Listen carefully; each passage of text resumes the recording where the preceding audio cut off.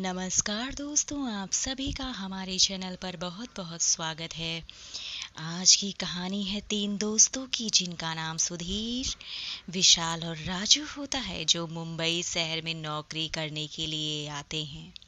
तीनों बचपन के बहुत अच्छे दोस्त होते हैं और कुछ कर दिखाने का सपना लेके इतनी भीड़ भाड़ी वाली जगह पर वो जाते हैं और दर दर भटकते हैं। उन्हें कोई भी रास्ता नजर नहीं आता है। अपने छोटे से गांव में रहकर कॉलेज की पढ़ाई करने वाले सुधीर और विशाल ने कभी नहीं सोचा था कि उन्हें सफलता पाने के लिए इतना दर्द झेलना पड़ेगा। वहीं राजू अपने पापा के बिजनेस में पहले से ही संघर्ष कर चुका था, जिस वजह से उसे इन सब चीजों की आदत सी हो चुकी थी। वहीं पे राजू अच्छे से जानता था कि सफलता इतनी आसानी से नहीं मिलेगी, क्योंकि उसने अपने पापा को दिन रात मेहनत करते हुए देखा था। तभी तीनों को सुबह से भटकते भटकते शाम हो जाती है, लेकिन ना कोई नौकरी मिलती है और ना कहीं रहने का ठिकाना उनके हाथ लगता है। तीनों मायूस होकर एक छोटे से होटल में खाना खाने के लिए जाते हैं। उनके पास कोई खास पैसे नहीं होते हैं। वह तो सिर्फ अपनी 1 या 2 दिन की व्यवस्था बनाकर ही निकले थे। उन्हें लगा था कि आते ही उनको कोई ऐसा चमत्कार होगा कि उन्हें तुरंत नौकरी मिल जाएगी। तीनों एक बिल्डिंग के पास पहुंच जाते हैं। कुछ देर बाद सभी बिल्डिंग के गेट के पास बैठ जाते हैं। 1-2 घंटा बैठने के बाद तभी बिल्डिंग के चौकीदार की नज़र उन पर पड़ती है और वह जोर से आवाज़ लगाते हैं और उन्हें डांटते हुए कहते हैं, कौन हो तुम लोग? यहाँ पे क्यों बैठे हुए हो? तीनों अजनबी शहर से, किसी को नहीं पहचानते नहीं और ना ही उनका कोई ठिकाना है। तीनों अपनी जगह पर जल्दी से खड़े हो जाते हैं और अपनी बात चौकीदार को बताते हैं। तभी चौकीदार तीनों की हालत देखकर उन पर तरस आता है उस चौकीदार को, और उसे एहसास होता है कि कुछ सालों पहले ऐसे ही वह भी काम मांगने आया था। तब किसी ने उसे सहारा नहीं दिया था और आज कम से कम वह इतने बड़े शहर में छोटे से काम के साथ जीवन यापन कर पा रहा है। तभी राजू उन तीनों में थोड़ा समझदार होता है और वह चौकीदार से कहीं रहने की जुगाड़ की बात करता है, क्योंकि उसे पता है कि अभी उसकी हालत किराया देने की नहीं है। उन्हें कोई किराए से कमरा क्यों देगा। तभी चौकीदार अपने दोस्त से फोन पर बात करता है, जो वहीं से कुछ दूर बंगला नंबर 15 में साफ सफाई का काम करता है। चौकीदार अपने दोस्त को सारी बातें बताता है। तभी उसका दोस्त कहता है कि मेरे साहब तो अपने परिवार के साथ 2 महीने के लिए बाहर गए हैं। तब तक मैं रहने का इंतजार करता हूँ। यह बात सुनकर तीनों दोस्त बहुत खुश हो जाते हैं और चौकीदार ने उन लोगों के रहने की व्यवस्था कर दी होती है और उनके पास कैसे पहुंचना है ये चौकीदार उनको बता देता है। वह बंगला थोड़ा ही दूर है। रात को वहां कोई टैक्सी ऑटो नहीं मिलेगी। आज तुम लोग यहीं सो जाओ, कल सुबह साथ में चलेंगे, ऐसा चौकीदार ने उन तीनों दोस्तों से बोला। तीनों उसकी बात मान जाते हैं। सुबह उठते ही तीनों चौकीदार के साथ बंगले में पहुंच जाते हैं। बंगले की खूबसूरती देखकर तीनों दोस्त हक्का बक्का रह जाते हैं। उन्हें यकीन ही नहीं होता कि उन्हें इतने अच्छे बंगले में रहने का मौका मिलेगा। बंगले का नौकर तीनों दोस्तों को गेस्ट रूम में ले जाता है। तीनों दोस्त रूम में पहुंचकर राहत की सांस लेते हैं। जल्दी से तीनों नहाकर तैयार हो जाते हैं और काम की तलाश में निकल जाते हैं। अब रहने का तो ठिकाना मिल चुका था, तलाश थी केवल अच्छे काम की जिससे उनका गुजारा चल सके। लेकिन आज भी उनके साथ वही होता है। सुबह से शाम हो जाती है, लेकिन तीनों हताश होकर वापस घर लौट आते हैं। नौकरी जो है वो तीनों को नहीं मिलती, और घर पर आने के बाद नौकर तीनों के लिए खाने का इंतजाम करके रखता है, जिससे उन्हें बहुत ही राहत मिलती है। आज तीनों दोस्त के लिए बंगले की पहली रात होती है। रात को ठीक 12 बजते हैं। अचानक सुधीर की नींद खुल जाती है। वह अपने आप को बंगले के तहखाने में पाता है, जहां पुराना सामान इकट्ठा करके रखा हुआ था। उसे समझ में नहीं आता कि वह यहाँ कैसे पहुंच गया। तभी वह घबराहट में अपने दोस्तों को आवाज लगाता है, लेकिन किसी को कुछ सुनाई नहीं देता। तभी उसके कानों में सब कुछ सुनाई देना बंद हो जाता है, और सिर्फ एक औरत के रोने की आवाज आती है।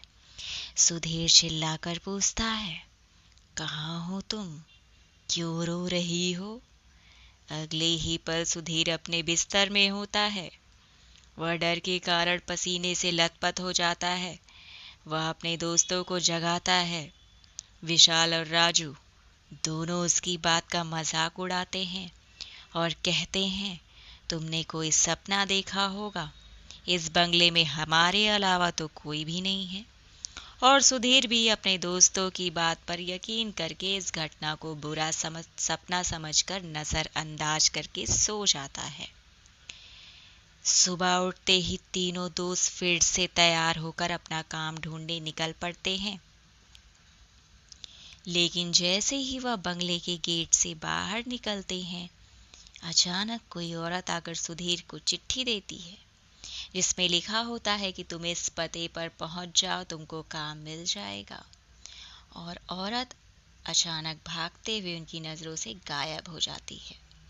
तीनों दोस्त की सोच में पड़ जाते हैं कि हमें काम की जरूरत है। यह इस औरत को कैसे पता, लेकिन तीनों को काम की बहुत जरूरत होती है। उन्हें लगता है कि भगवान ने उनकी मदद करने के लिए किसी को भेजा है, और तीनों उसी दिशा में आगे निकल जाते हैं। जहां का पता उस कागज पर लिखा होता है, यहाँ पहुंचते हैं। उन्हें एक बहुत सी बड़ी बिल्डिंग दिखाई देती है। यह बहुत बड़ी बिल्डिंग कंपनी होती है, और तीनों कंपनी के गेट पर पहुंच जाते हैं। वहां के सिक्योरिटी गार्ड को चिट्ठी दिखाते हैं। सिक्योरिटी गार्ड चिट्ठी नियुक्त विभाग के पास भेज देता है, और जैसे ही प्रबंधक को वह चिट्ठी मिलती है तो उसमें उसके मालिक का हस्ताक्षर होता है। वह उन तीनों से पूछता है, आप हमारे मालिक को कैसे जानते हो? तभी सुधीर जवाब देते हुए कहता है, मैं तुम्हारे बॉस का दोस्त हूँ। अब प्रबंधक के पास इसको काम ना देने का अलावा कोई विकल्प ही नहीं था। इस कंपनी के मालिक का हस्ताक्षर जो उस चिट्ठी पर था। कंपनी के मालिक 7 दिनों की ट्रिप पर विदेश की कंपनियों के दौरे पर गए हुए थे, और उस बीच उनमें से कोई संपर्क में नहीं था। इसलिए प्रबंधक ने उन तीनों को काम पर रख लिया और अपने साथ उन्हें काम करने की जगह दिखाने ले गया सुधीर। लेकिन सुधीर अचानक ही दूसरे रास्ते की तरफ मुड़ गया, और वह सीधे बॉस के चैम्बर के सामने पहुंचता है और दरवाजे के ताले को पासवर्ड को खोल देता है। कंपनी का प्रबंधक यह देख कर के आश्चर्यचकित रह जाता है। उसे यकीन नहीं होता कि जो पासवर्ड केवल कंपनी के मालिक को पता था, वह इसे कैसे पता चला। अब प्रबंधक उसे कोई खास आदमी समझने लगा।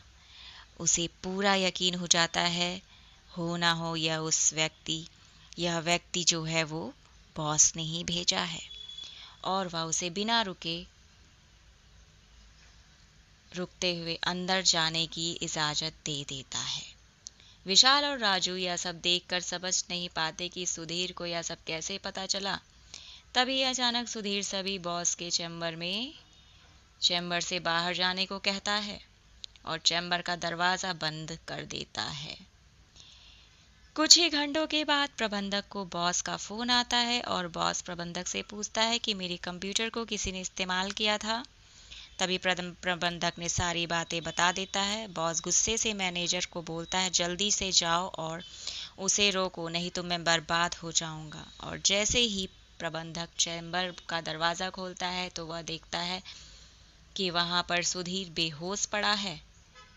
प्रबंधक अपने सुरक्षा कर्मियों से उसे उठाने को कहता है और कुर्सी पर वापस बैठाता है। तभी सुधीर को होश आता है। प्रबंधक गुस्से में सुधीर को बोलता है, तुमने क्या किया? मेरे बॉस बहुत नाराज़ है, लेकिन सुधीर को कुछ याद नहीं है। वह अपने बंगले के गेट से यहाँ तक कैसे आया? दरअसल वह बंगला पहले से उसी बॉस का होता है और बॉस ने बंगले को अपने ऑफिस की एक लड़की के लिए खरीदा था और कभी कभी साथ रहता था, जो कि उसके कंपनी में काम करती थी। बॉस पहले से ही शादीशुदा था और यह बात अच्छे से जानता था कि एक ना एक दिन वह लड़की उसके लिए खतरा बन सकती है। इसलिए वह उसकी निजी अश्लील वीडियो रिकॉर्ड कर लेता है और जब एक दिन लड़की को यह बात पता चलती है तो दोनों में खींचातानी करते हुए लड़की के सर में चोट लग जाती है और वो वहीं मर जाती है। बॉस बंगले के गार्डन में ही लड़की को दफना देते हैं और लड़की की मौत के साथ ही उसका राज दफन हो जाता है। लेकिन जब उस बंगले के तीनों दोस्त आते हैं तो सुधीर गार्डन में घूमते घूमते उस जगह पर अपना पैर रख देता है जहां उस लड़की को दफनाया गया था, जिस वजह से उस लड़की का सीधा संपर्क सुधीर से बन जाता है।